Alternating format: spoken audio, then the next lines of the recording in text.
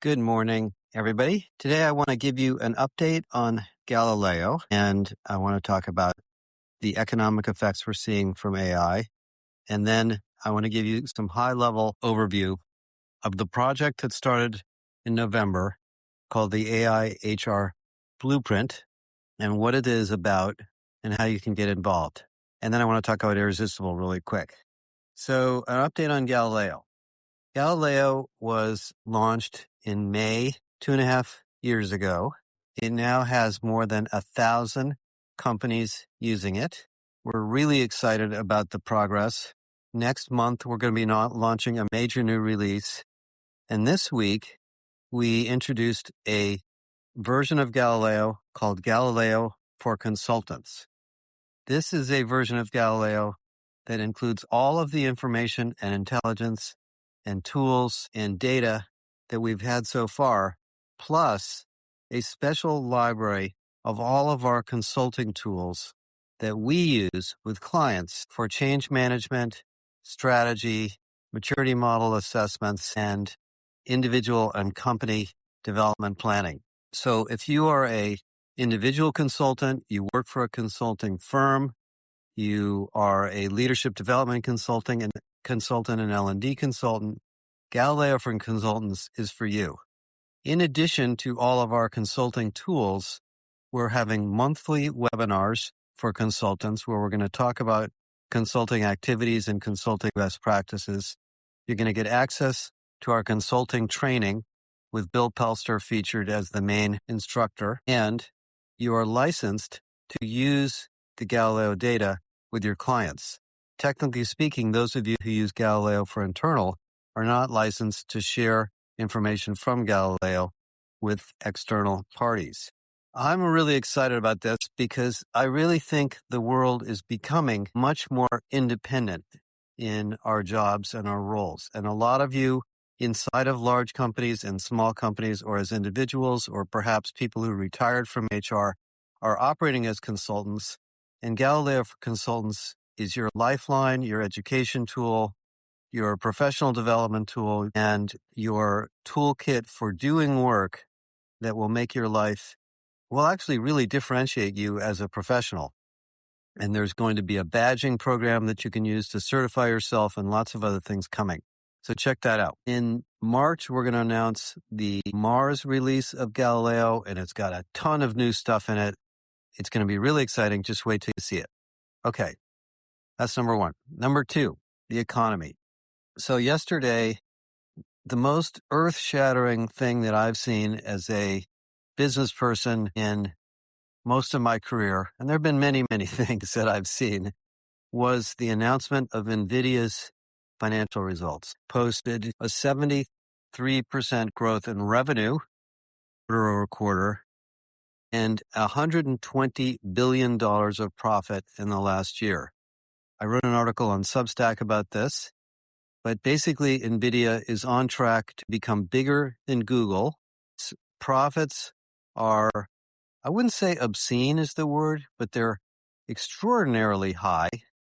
And if you look at the hundreds of billions of dollars being spent on the data center industry, in other words, the infrastructure behind AI, NVIDIA is capturing a significant percentage of the compute part of that build-out. Now, there's nothing wrong with this. This is what happens when you're a really successful company and you get yourself into the right place at the right time and you sort of stay ahead of your competition and you're really creative and innovative and good at what you do.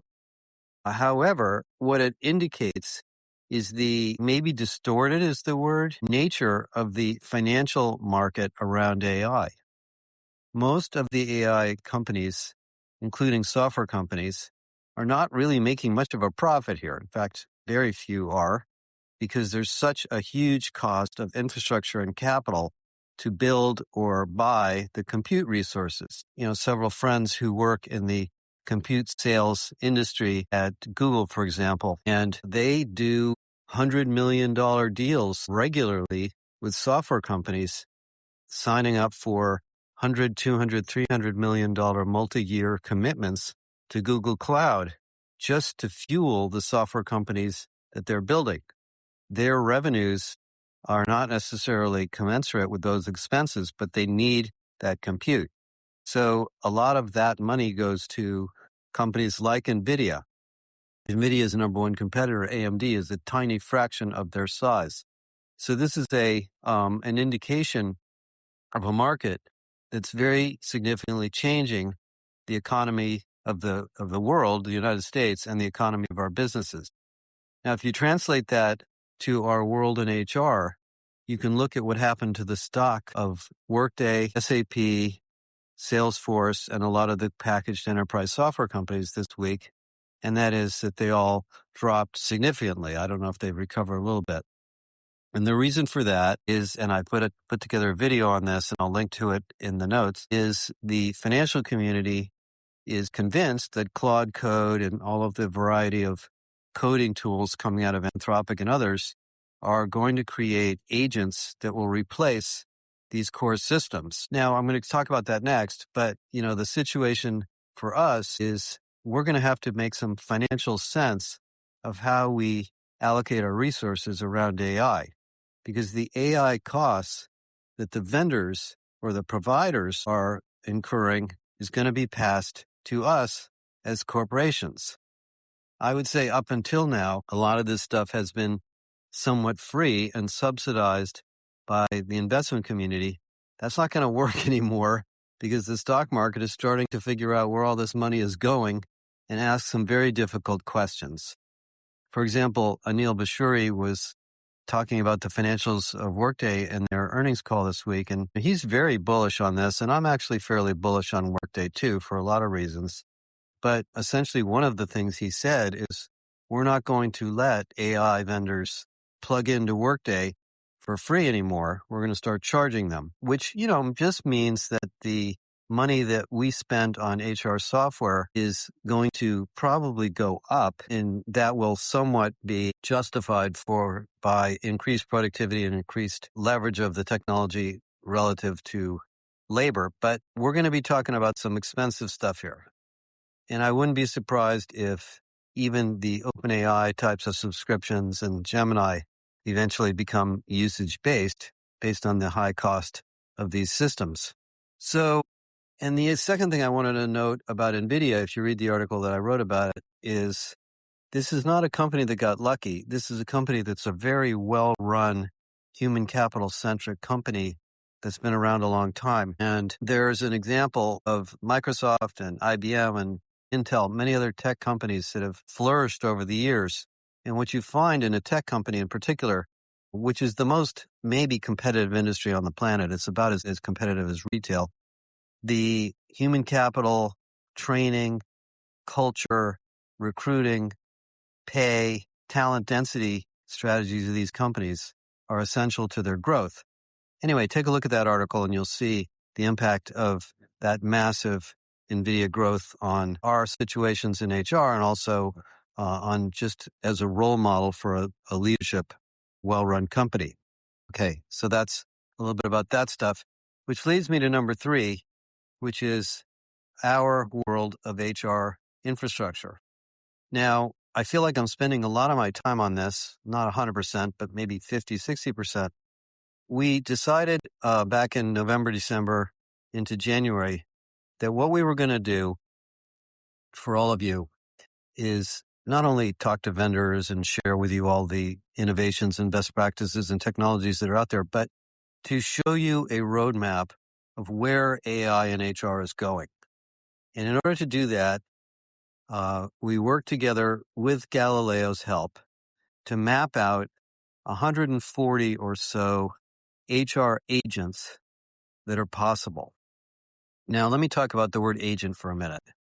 The word agent sort of appeared a year or two ago, and the idea of an agent is an agent has agency. It can do things. And originally, we didn't really know how to build an agent. We weren't sure exactly what it was. It was kind of a concept. But now you can literally build an agent with no technical experience at all. In Galileo, we have clients now building agents within Galileo that do different things in HR. We're going to talk about that a lot at our conference. But, for example, I'm experimenting with an agent for our business that's off the shelf And we can take the documentation and education we have about Galileo, and we can build a support agent that can sit alongside Galileo, or for you as a prospect who's trying to figure out what to do, and you can just ask it questions. And it's exceptionally easy to use, and it requires zero technical input whatsoever. So you are going to be able to build agents very easily, technologically. What's going to be hard and actually take effort is understanding the use cases, the workflows, the edge cases, and the data that this agent needs. So let's suppose you're building an agent for onboarding, and you think, okay, let's just stick all our company policies in there and just let people use it. Well, there's the version of the policy in France. There's a version of the policy for executives. There's a version of the policy for this role. There's a version of the policy for that city, for part-time, for full-time. All of these HR agents need the embedded business knowledge about your company. So building an agent is really a human thing that requires human knowledge. And the quality of an agent from vendor A versus vendor B has very little to do with their technology, but more their understanding of the domain and their data, and the data that they can provide to you and how high a quality and useful it is in your industry. So the agent market, or the agent building space that we're all in, is going to leverage your expertise as a business person, as an HR person, as an experienced, tenured professional in your company. It isn't about the technology. Now, the technology vendors, including Workday, SAP, Oracle, all of them, are building agent frameworks. Workday calls it the agent system of record. SAP calls it Joule. And ServiceNow calls it the agent control tower, to register these agents and allow them to interoperate in your company. For example, in the case of an onboarding agent, which we actually see as a super agent because it's so complex, it needs sub-agents within it, needs to be deployed across different people in different ways. And somehow you have to teach the agent what to do by job role, by location, by city, by tenure, by level, etc. Well, that code really doesn't belong in the agent. That code should come from the core systems you already have.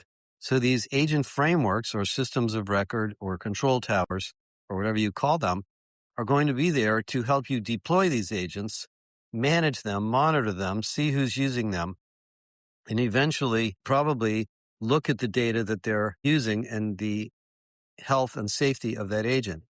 In our case, since Galileo is used by approximately almost 1,100 companies now, we don't really control or look at what people are asking, but we have a lot of information about the utility of the agent in these different organizations. And we can see if there happens to be a company that's doing some amazing things that we want to talk to. Inside of your organization, you're going to want the same situation. And that leads back to my second point, that the financial model of the agent management system companies like the ERPs and HCMs and others will compete with the financial model of the agent providers themselves. I don't really agree with Anil that companies are going to pay a tax to connect into Workday, but if they decide to create it that way, so be it. We'll see what happens. Now, this framework, or this blueprint, we've now tested it with about 20 companies. I went through it for our CHRO council yesterday. And not only is it educational for you in understanding what's going on, but it'll help you think through how to prioritize. Because the number one question that came up amongst the CHROs yesterday was, where do we start with all this stuff? And what we're really getting at here is a fundamental issue of enterprise AI, is that we're not in the business of providing individual productivity tools anymore. That's still happening, of course. There's always going to be that. But we're really talking about automating workflows, automating business processes, and eliminating things that we don't really want to do anymore. As IBM puts it, their AI strategy is essentially what they call it: eliminate, simplify, automate, in that order. What can we eliminate? What can we simplify? And now what can we automate? We don't want to build a bunch of agents that do the same, perhaps duplicative or silly jobs we have today. We don't want to build one agent for every job.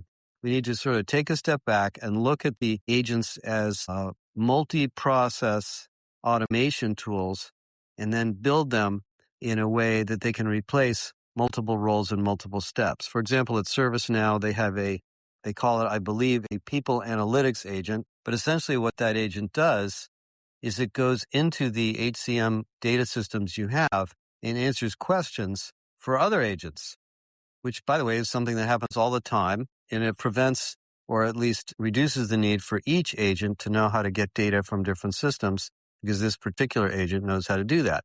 And that's a brilliant idea to me of a way to really make a lot of things in HR a lot easier. So this agent blueprint is a document. We have not published it, and we're going through it with clients. Kathy Enderis and Michael Antolini in our company are leading this, and we're going to do workshops. So I would just ask you, if you're interested in this, reach out to us or reach out to the person you work with in our company, and we will bring you into the next agent framework workshop we have, and we can do it for your company to help you understand what's going on and prioritize your investments. And the vendor market fits right into this. Most of the vendors we talk to want to work with us on the blueprint too, because it helps them understand the complexity of HR and how the different pieces fit together. Very exciting times. Okay, so that's my second sort of update for today. 3, let me talk about Irresistible. So June 8th through 10th at USC, which is an absolutely spectacular place, we're having our 5th annual research professional development corporate HR conference. This is a leadership conference. It's designed for business and HR leaders, probably at least 40 to 50 CHROs signed up already with their teams. We can only support around 450 people. It's a modest, mid-sized conference, very intimate, very hands-on. We have workshops. We're going to be releasing new research, showing you some incredible technology. And some of the folks coming are industry leaders in the airline industry and the hospitality industry and the technology industry and other places. And I really want to encourage you to come. If you go to irresistible2026.com, you will also see we've introduced our new awards program called the Pacesetters. If you have something you're doing, and I'm sure you do, everybody does, that you're proud of and you would like industry recognition, click on that link and fill out the form and apply for a Pacesetter award. Not only will we highlight what you're doing, but we will help you promote it into the market to help you get recognition, to help you hire people, to help you learn from others. So take a look at Irresistible. Generally, if I think back about the last week or so in the middle of all of these things that are happening, things are going in the right direction. The economic market around AI starting to shake itself out. The solutions are becoming clearer over time. There's going to be a lot of shakeup in the vendor market yet to come, but we're very familiar with that. If you want to get your hands dirty on the whole space, we're all going to be at Unleash, and we're going to be introducing and demonstrating and doing Galileo workshops there in Las Vegas in a couple of weeks. We're going to be at Transform, which is the week following. And at the Transform conference, we're going to be announcing a fairly significant partnership we have in the agent world with Galileo. And then I will be at the HR Technology Conference in Europe in mid-April. And we will also be there to talk to you about the blueprint and what's going on with the big picture of AI. And at the bottom of all of this is a really exciting opportunity for each of you to educate yourself. And we're doing everything in our power to give you the tools to learn, to deploy this technology in a safe, high quality, high value way with Galileo and the rest of our offerings. And if you come to Irresistible, not only will you see all this laid out in front of you, or we will also show it to you at Unleash, but we'll also be introducing another education offering that I think you're going to find really exciting. Okay, that's it for this week. Stay tuned for another series of podcasts that are coming out starting next week on the frontline workforce in partnership with Workday Paradox. It'll be a small series within this podcast, so you don't need to subscribe to anything new. And very excited to catch up with everybody at these conferences in the coming weeks. That's it for now. Bye.